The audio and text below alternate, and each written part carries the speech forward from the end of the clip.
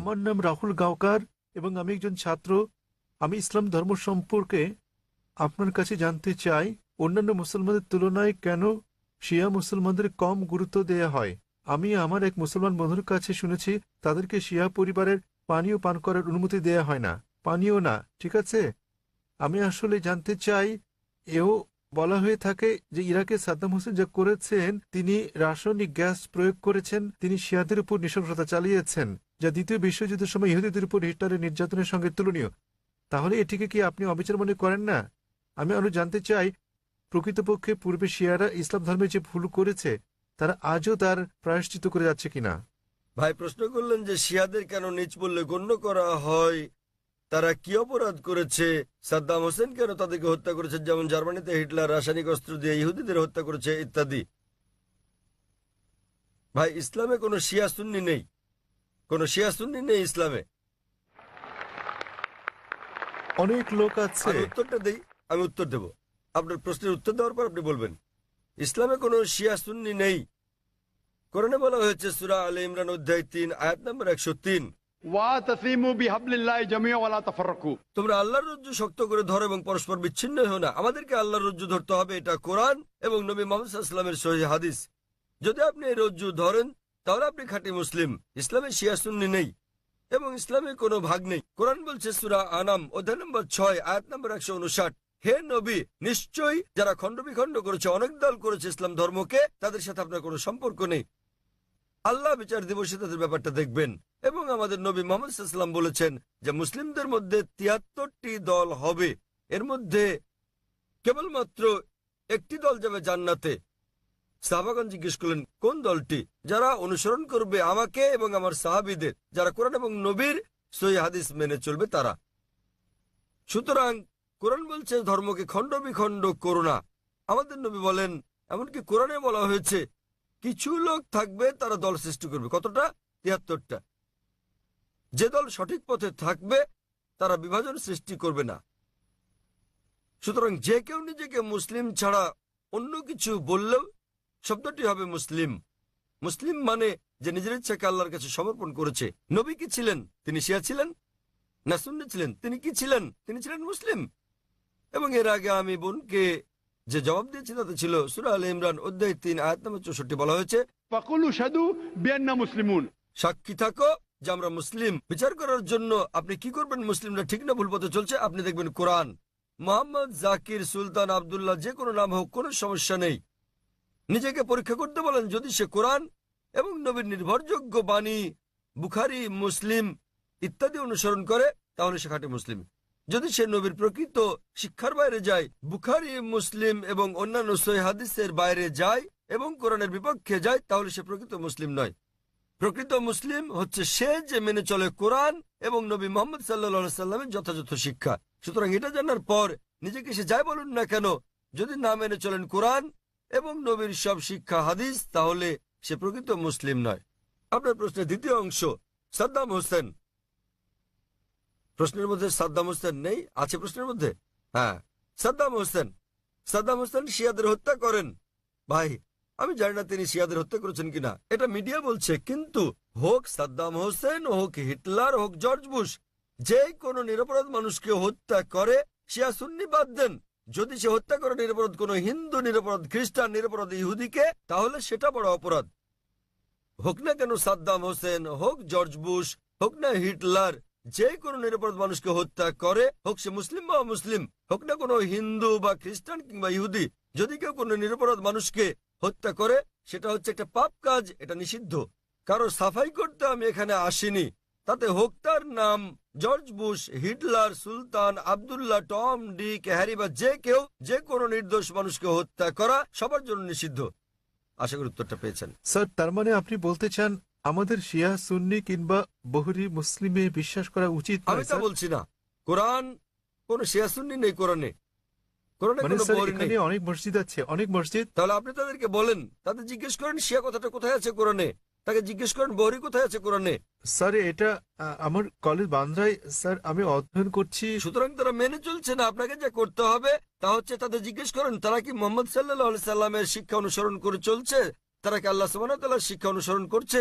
আল্লাহ কোরআনে বলেছেন সূরা আনাম অধ্যায় নম্বর 6 আয়াত নম্বর 159, যারা সৃষ্টি করেছে বিভক্তি ইসলাম ধর্মে তাদেরকে আপনার কিছু করার নেই। ইসলাম ধর্মে বিভক্তি সৃষ্টি করা এটা হচ্ছে হারাম। তো ভালো মুসলমান হতে হলে আপনাকে আল্লাহর রজ্জু শক্ত করে ধরতে হবে, এটা বলা আছে কোরআনে। সুতরাং কাউকে আব্দুল্লাহ, সুলতান এরকম নামে ডাকলেই সে জান্নাতে যেতে পারবে না, বরং সেজন্য স্রষ্টা সর্বশক্তিমান আল্লাহর নির্দেশ পালন এবং নবী মুহাম্মদ সাল্লাল্লাহু আলাইহি সাল্লামের শিক্ষা অনুসরণ করতে হবে। ভাই, আপনাকে একটা প্রশ্ন করি, একটা প্রশ্ন। আপনি শিয়া সুন্নি নিয়ে খুবই উদ্বিগ্ন, জানতে চাচ্ছি সেটা কেন?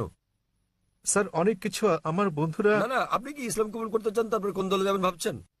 স্যার আমি মানে আমি আপনাকে জিজ্ঞেস করছি, জি আপনি কি ইসলাম কবুল করতে চান আর ভাবছেন শিয়া না সুন্নিতে যোগ দেবেন? তাই স্যার না না, আমি ইসলাম কবুল করতে চাচ্ছেন না। স্যার এখানে অনেক ধর্ম আছে, ইসলাম ধর্মের অনেক ভাগ আছে। কোনো বিভক্তি নেই ইসলামে। ইসলামে কেবল একটি শব্দ আছে, মুসলিম। আপনাকে যে যাই বলুক, হ্যাঁ হ্যাঁ, আপনাকে তারা বলেনি যে কোরআন বলেছে। আমি আপনাকে রেফারেন্স দিচ্ছি।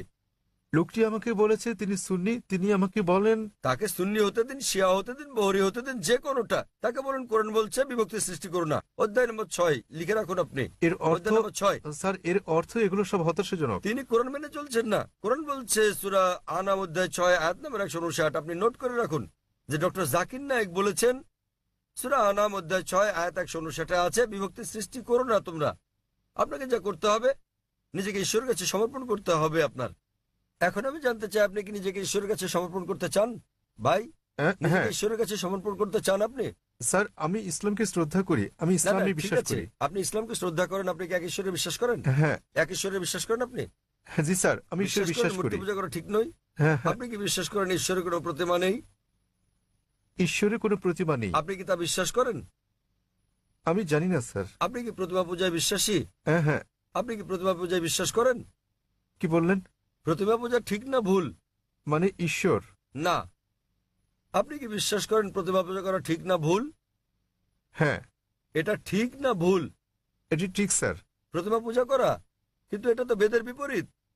আপনাদের বেদ বলছে তোমরা এক ঈশ্বর ছাড়া কারো উপাসনা করবে না। এটা উল্লেখ আছে আপনাদের যজুর্বেদে অধ্যায় 32 অনুচ্ছেদ 3, শ্বেতাশ্বেতারা উপনিষদ অধ্যায় 4 অনুচ্ছেদ 19। न तस्य प्रतिमा अस्ति মহান ঈশ্বরের কোনো পুতুল নেই, কোনো আকৃতি নেই, কোনো ফটোগ্রাফ নেই, কোনো ছবি নেই, কোনো প্রতিমা নেই, কোনো ভাস্কর্য নেই, কোনো মূর্তি নেই। আমি আপনাকে জিজ্ঞেস করছি, যখন আপনাদের বেদ বলছে ঈশ্বরের কোনো আকৃতি নেই, কোনো মূর্তি নেই, কোনো প্রতিমা নেই, এরপরও কি আপনি প্রতিমা পূজা বিশ্বাস করেন? জি স্যার। শিয়া সুন্নি বাদ দেন, আপনাকে জিজ্ঞেস করছি, আপনি কি বেদ মানেন? স্যার অনুসরণ করছেন কি না? ধর্ম মানেন কি না? স্যার কারণ আমি এই ধর্মের স্যার। ঠিক, তাই আমি বলছি যে এটা আমার ভুল নয় স্যার, আমি এই এই ধর্মের মধ্যে ধর্মের জন্ম মধ্যে নিয়েছি বড় স্যার। হলেও আমি জিজ্ঞেস করছি যে অধ্যয়ন করা আপনার কর্তব্য কিনা। সে কারণে আপনার বেদ। আমি এই বিষয়টি অনুসন্ধান তাই আমি করছি। আপনাকে বলছি ভাই, আপনাদের ধর্মগ্রন্থ বেদে আছে, যজুর্বেদ অধ্যায় 32 অনুচ্ছেদ 3, শ্বেতাশ্বেতার উপনিষদ অধ্যায় 4 অনুচ্ছেদ 19। এটা বলছে, न तस्य प्रतिमा अस्ति এটা একটা সংস্কৃত উদ্ধৃতি। এর মানে সর্বশক্তিমান ঈশ্বরের কোনো প্রতিমা নেই, কোনো আকৃতি নেই, কোনো আলোকচিত্র নেই, কোনো ছবি নেই, কোনো ভাস্কর্য নেই, কোনো প্রতিমূর্তি নেই, কোনো পুতুল নেই। যদি আপনার ধর্মগ্রন্থ বলে সর্বশক্তিমান ঈশ্বরের প্রতিমা নেই, তাহলে কি প্রতিমা পূজা করা ঠিক না ভুল? ঠিক না ভুল? ঠিক বেঠিক ঠিক করার মতো এত বড় ব্যক্তি আমি নই স্যার। না না, আপনার ধর্মগ্রন্থ বলছে ঈশ্বরের কোনো আকৃতি নেই, কোনো প্রতিমা নেই, কোনো মূর্তি নেই, কোনো ছবি নেই, তথাপি ঈশ্বরের মূর্তি করা ঠিক না ভুল? কেন আমার পূর্ববর্তী ব্যক্তিগণ মানে আমার পূর্বসূরীরা কেন এই কাজ করেছে স্যার? স্যার আমি তাদের দোষ দিতে জি? পারি না। আমার আমার পূর্বসূরীরা, আমার পূর্বে হিন্দু ধর্মের লোকের এটা করেছে স্যার। স্যার আমি তাদের দোষ দিতে আমি পারি না। হিন্দুদের প্রশ্ন করছি না, আমি আপনাকে জিজ্ঞেস করছি আপনার ধর্মগ্রন্থ, আপনার ধর্মের সবচেয়ে গ্রহণযোগ্য গ্রন্থ কোনটি? আপনি জানেন না? কি আপনি স্যার? কি জানেন আপনার ধর্মের সর্বশ্রেষ্ঠ গ্রন্থ কোনটি? স্যার এটা মানে হচ্ছে বেদ।